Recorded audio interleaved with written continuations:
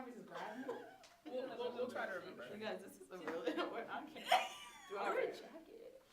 Did you just snort? Yes. You snorted? Dina, I have a question. Can I live? No.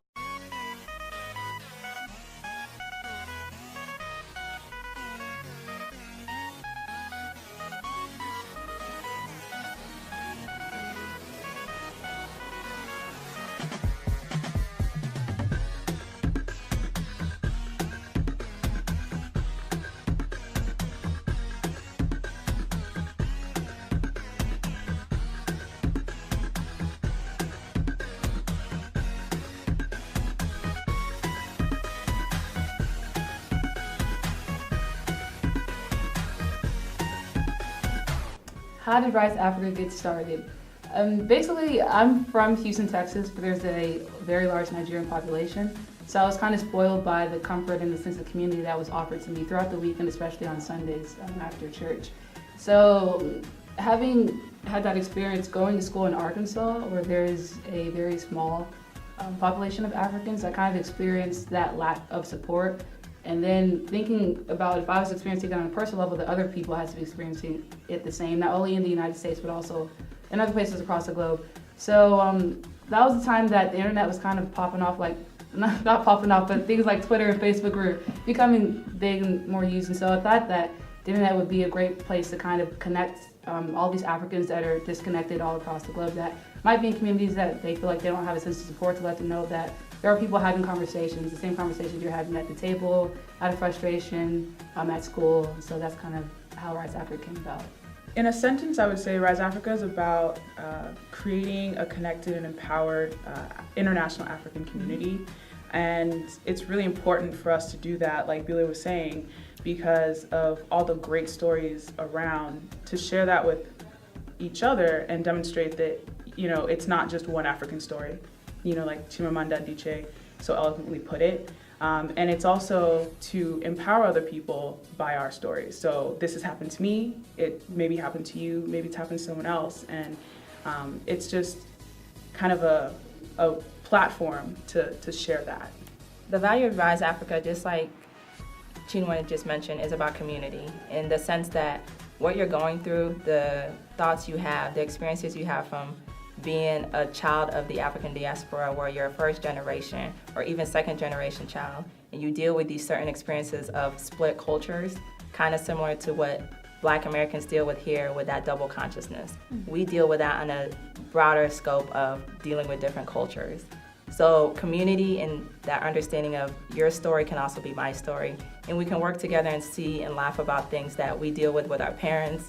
Our parents, you know, you smell like jollof rice going to school, like little things like that. You're able to use that as a way to get through the day and just understand there's other people who are going through their experience. Because as humans, we're trying to get connected. And how do you connect? You connect through the community. I think at this stage, people are receiving it like a virtual community, which is really important to us because Africans are spread all over the world. We're truly not just a community on the continent, but we're an international community. You know, a lot of us are leaving the continent for opportunities, and we don't want to leave our identities behind. So there's definitely that aspect of it. But as we grow, there's definitely a service aspect that we're looking to do. And, you know, some of the events that we're doing locally highlight that, because it's not just about the virtual community, it's also about the local and regional community. Like Beulah mentioned, you know, in Arkansas, there's a small community, but you can still empower that small community and demonstrate that you may be small, but you can be mighty, you know? So I think that that's, looking forward, that's definitely one of the values and something that we want people to know that Rise Africa is growing towards.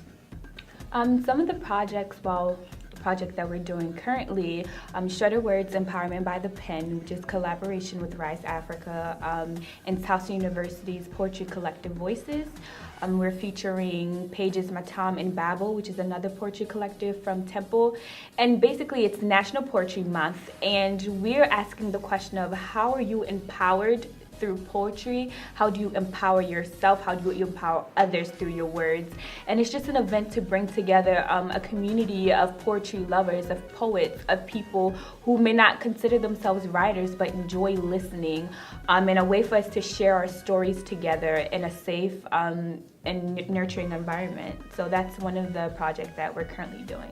And along with that, the event that Bill Freeman just spoke about is kind of the local engagement that we're looking to get into.